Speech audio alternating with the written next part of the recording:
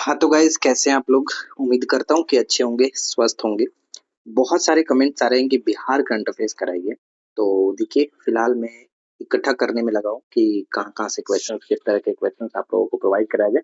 क्योंकि आप लोगों को पता ही है कि हमारे क्वेश्चंस का लेवल किस तरह का होता है कि पेपर में आपको हेल्प करे, ना कि सिर्फ और सिर्फ मैं आपको 2 घंटे 4 घंटे का वीडियो प्रोवाइड कराऊँ। ऐसा मेरा काम नहीं होता है।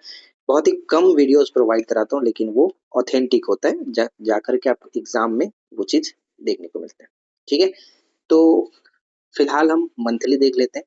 उसके बाद हम मिक्स क्वेश्चन भी देखेंगे। तो आज हम सबसे पहले देखने वाले हैं जो कि बिहार करंट अफेयर्स 2025 का जनवरी 2025। ठीक है। जनवरी 2025 में क्या क्या इंपॉर्टेंट क्वेश्चंस हैं वो हम कवर करने वाले हैं। तो आपके आने वाले बीपीएससी के लिए बहुत ज्यादा इंपॉर्टेंट रहने वाला है। साथ ही साथ बीपीएससी एसओ का जो पेपर है उसके लिए भी इंपॉर्टेंट रहेगा।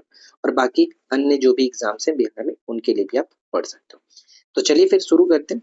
सबसे पहला प्रश्न देखिए क्या कह रहा है कि ब्रिटेन की रॉयल मिंट ने बिहार के किस जिले में जन्मे जॉर्ज ऑरवेल की 75वीं पुण्यतिथि के अवसर पर उनके सम्मान में एक सिक्का जारी किया है।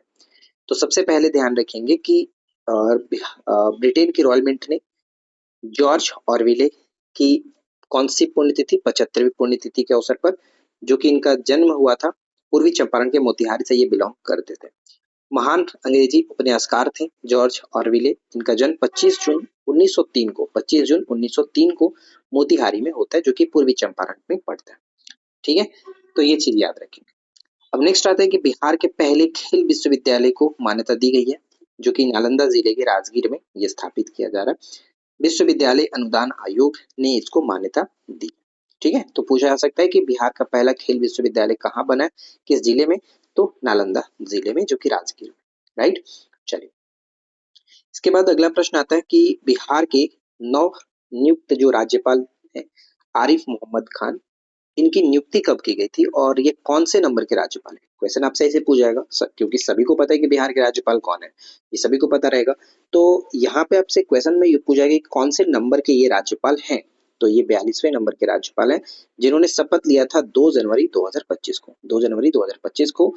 और इन्होंने किसके स्थान पर ये पद ग्रहण किया।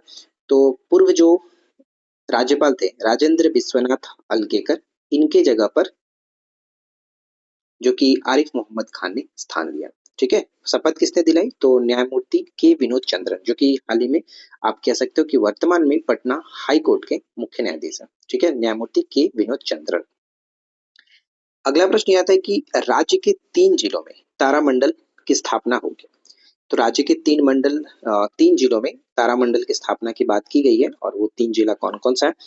तो जमुई में, पूर्णिया में और पूर्वी चंपारण में। ठीक है। पूर्वी चंपारण में। तो ये तीनों याद रखिएगा। जमुई, पूर्णिया और पूर्वी चंपारण में 3 तारामंडल स्थापित करने की बात की गई है। बिहार के पूर्व मुख्यमंत्री भारत रत्न से हाल ही में जिनको नवाजा गया, कर्पूरी ठाकुर जी की जयंती कब मनाई गई। तो इनकी जयंती 24 जनवरी को मनाई जाती है। राइट। आगे देखते हैं। नेक्स्ट प्रश्न आता है कि 76वें गणतंत्र दिवस परेड में बोधि वृक्ष और प्रसिद्ध नालंदा विश्वविद्यालय के प्रतीकात्मक प्रतिनिधित्व के माध्यम से उस क्षेत्र की समृद्धि सांस्कृतिक विरासत को प्रदर्शित किया गया। देखिए, 76वें गणतंत्र दिवस परेड में जो पूछा जा सकता है आपसे कि बिहार में जो गणतंत्र दिवस के अवसर पर जो गांधी मैदान में आयोजन किया गया था, उसमें किस झांकी को प्रथम पुरस्कार मिला। तो उद्योग विभाग को। ठीक है। उद्योग विभाग की झांकी को प्रथम पुरस्कार दिया गया। अच्छा, सेकेंड पुरस्कार किसको मिला। सेकेंड पुरस्कार पशु एवं मत्स्य संसाधन विभाग और जीविका को दिया गया।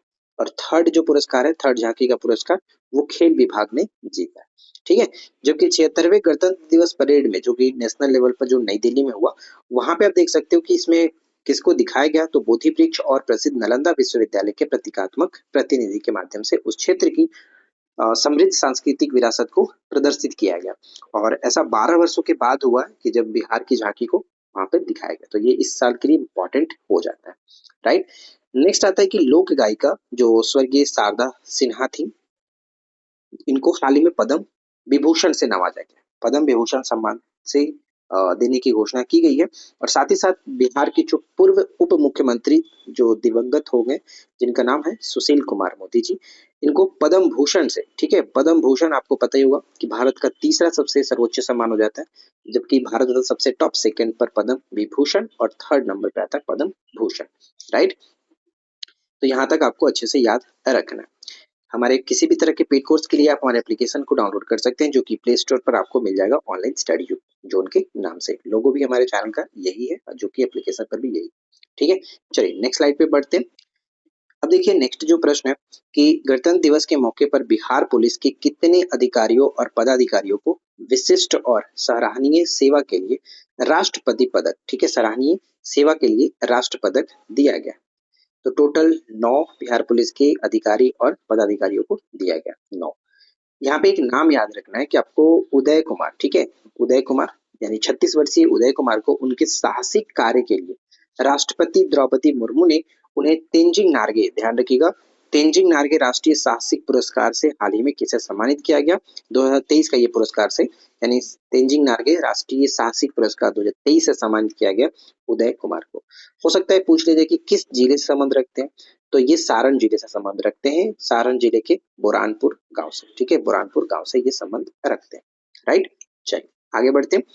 नेक्स्ट आता है कि कौन सा जिला अक्षय ऊर्जा का केंद्र बनने के लिए तैयार है, कौन सा जिला अक्षय ऊर्जा का केंद्र बनने के लिए तैयार है, और वो जिला है नवादा, ठीक है, नवादा जिला। पद्म पुरस्कार 2025 से बिहार की कितने हस्तियों को सम्मानित किया गया, पद्म पुरस्कार 2025 में बिहार के हस्तियों की बात करें तो टोटल 7 हस्तियों को सम्मानित करने की बात की गई है। राइट, अच्छा नेक्स्ट आता है कि बिहार में प्रति व्यक्ति प्रतिदिन दूध की उपलब्धता कितनी हो गई है। बिहार में बहुत सारे करंट बनते हैं रेगुलर बेसिस पे, ऐसा नहीं है कि जहाँ पे मैं जितना क्वेश्चन कराता हूँ वही इंपॉर्टेंट है, वैसे बहुत सारे होते हैं, लेकिन यहाँ पे एग्जाम के पॉइंट ऑफ व्यू से क्या जरूरी है वो चीजें कराई जाती हैं। और जितने लोग प्रीवियस हमारे करंट अफेयर्स को पढ़ करके पेपर देने गए हैं उन सभी को पता है कि क्या चीजें हम कराते हैं और क्या पेपर में आते हैं। तो ये मुझे बार बार बोलने की जरूरत नहीं है, आप प्रीवियस उठा करके हमारे चैनल के वीडियोस को और प्रीवियस पेपर को दोनों देखिएगा, तब समझ में आएगा। या फिर जो आपके रिलेटिव है जिनको आपको पता है कि हमारे चैनल से जुड़े हुए, उनसे पूछ लीजिएगा। तो यहाँ पे देखिए फ्रेंड्स, बिहार में प्रति व्यक्ति प्रतिदिन दूध की उपलब्धता कितनी है, तो 277 ग्राम हो गया, 277 ग्राम। अच्छा नेक्स्ट प्रश्न पे आते हैं। अगला प्रश्न कह रहा है कि बिहार का पहला सोन जैव विविधता पार्क, सोन जैव विविधता पार्क बनाया जा रहा है कहाँ पर, तो ये भोजपुर में बनाया जा रहा है, ध्यान रखिएगा, भोजपुर में कोलाइवर के बहियारा प्रखंड में, कोलाइवर के बहियारा प्रखंड में बनाया जा रहा है सोन जैव विविधता पार्क। नेक्स्ट है कि पहला टूरिज्म पार्क, बिहार का पहला जो टूरिज्म पार्क होगा वो कहाँ बनाया गया, तो भागलपुर के सुल्तानगंज में गंगा नदी के किनारे, तो ये याद रखेंगे। राइट, नेक्स्ट आता है कि किस जिले में किस जिले में 293 एकड़ जमीन पर बिहार का पहला इंडस्ट्रियल पार्क बनाया जाएगा, तो बिहार का पहला इंडस्ट्रियल पार्क जो कि 293 एकड़ जमीन पर बनेगा वैशाली में, वैशाली में, ठीक है। चर्चा में रही अनामिका शर्मा जो कि हाल ही में चर्चा में थी, क्यों थी, तो इसका कारण रहा जो कि ये संबंध रखती है जहानाबाद जिले से। ध्यान रखिएगा चर्चा का कारण ये है कि बैंकॉक में आयोजित पैराशूट छलांग प्रतियोगिता 2025 में महाकुंभ का झंडा लेकर के 13,000 फीट की ऊंचाई से छलांग लगा करके विश्व रिकॉर्ड इन्होंने बनाया था, और इनका संबंध जहानाबाद जिले से हो जाता है। राइट, तो इंपॉर्टेंट है, ध्यान रखिएगा।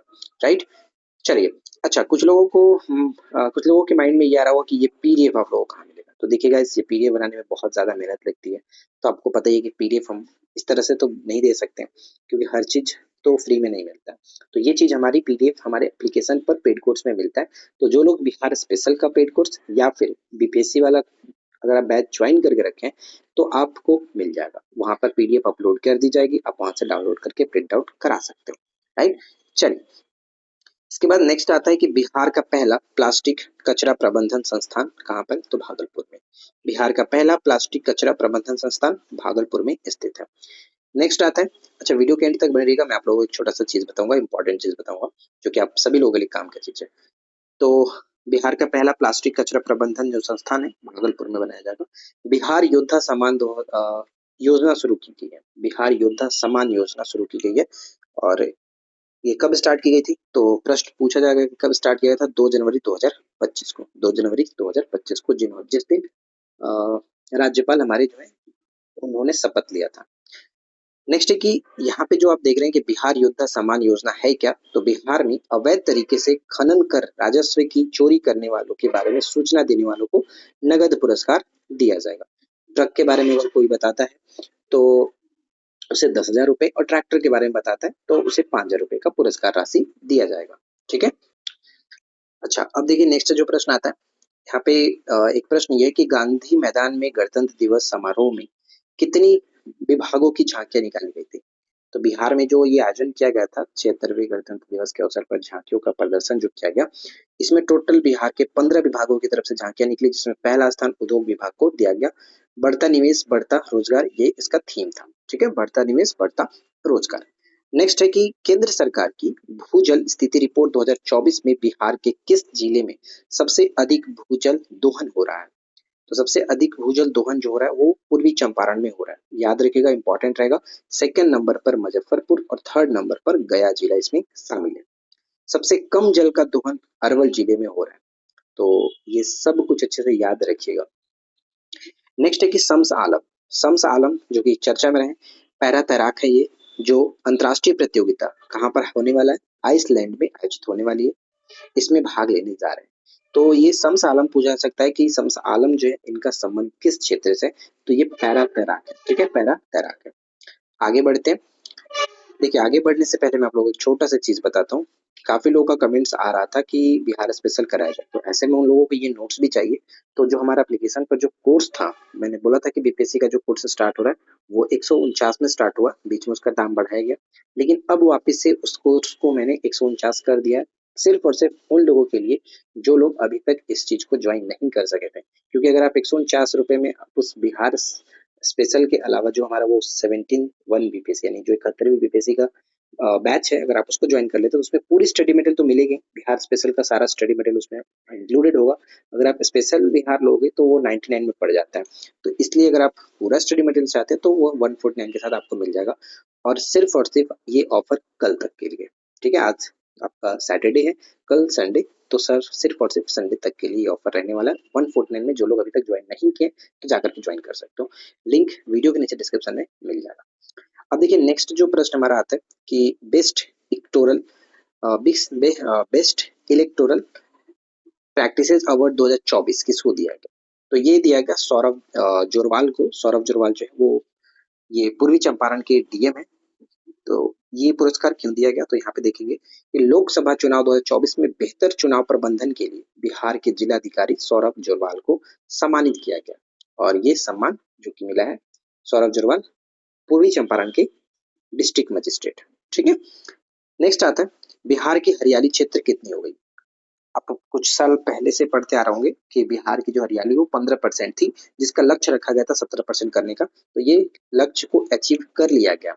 बिहार की हरियाली क्षेत्र 2025 में अब 17% हो चुकी है। ठीक है गाइज। गोगा बिल के बारे में तो सभी को पता होगा कि गोगा बिल एक झील है जो कि पर्यटन स्थल के रूप में इसको विकसित करने की घोषणा हमारे चीफ मिनिस्टर नीतीश कुमार ने घोषणा कर दी है, और ये पड़ता है आपका कटिहार जिले में। ठीक है, गोगा बिल कटिहार जिले में इंपॉर्टेंट रहेगा। अगला जो प्रश्न है उस पर ध्यान दीजिएगा। नेक्स्ट कह रहा है कि किस जिले में स्थित माँ कामाख्या मंदिर परिसर में प्रतिवर्ष आयोजित होने वाले मेले को राजकीय दर्जा देने की आदेश दिया गया। तो ये जो आदेश दिया गया है, सबसे पहले तो याद रखिएगा कि माँ कामाख्या मंदिर बिहार में भी है। कामाख्या मंदिर आप जानते हैं आसाम का कामाख्या, लेकिन यहाँ पे बिहार में कामाख्या जो मंदिर है ये आपका पूर्णिया जिले में है, जहाँ पर प्रतिवर्ष एक मेले का आयोजन किया था और इसको राजकीय दर्जा देने की घोषणा की जा चुकी है। तो पूर्णिया इंपॉर्टेंट है। नेक्स्ट है कि किस जिले में स्थित पुष्करणी तालाब, ठीक है, पुष्करणी तालाब का विकास बिहार पर्यटन विभाग द्वारा किया जाएगा। तो पुष्करणी तालाब ये वैशाली में पड़ता है, जिसका पर्यटन विभाग जो है वो विकास करेगा। राइट। अच्छा, माँ मुंडेश्वरी धाम जानते हैं आप लोग, कैमूर में, जो कि हमारे रोहतास के जो बगल में, मतलब कुछ दूरी पर ही पड़ता है, मैं वहां पे जा चुका हूँ। तो माँ मुंडेश्वरी धाम पर क्या है कि अब वहाँ पे करीब आपको 84 सीढ़ियाँ चढ़नी पड़ती है, जो कि काफ़ी हाइट पे हो जाता है और काफ़ी लोग थक जाते हैं। तो वैसे में इसको पर्यटन विभाग की तरफ से ऐसा घोषणा किया गया कि वहाँ पर रोपवे बनाया जाएगा, ठीक है? रोपवे की बनाने की घोषणा की जा चुकी है। तो ये थोड़ा-सा याद रखिएगा, पूछा सकता है कि माँ मुंडेश्वरी जो धाम है, वो किस जिले में पड़ता है? कैमूर जिले में। Right friends. तो कुल मिलाकर के बात करें तो आज के इस सेशन में इतना ही सारे प्रश्न थे जो कि हमने इंपॉर्टेंट कलेक्शन किए थे जनवरी 2025 से बिहार स्पेशल 2025 करंट अफेयर्स हमने कवर किया।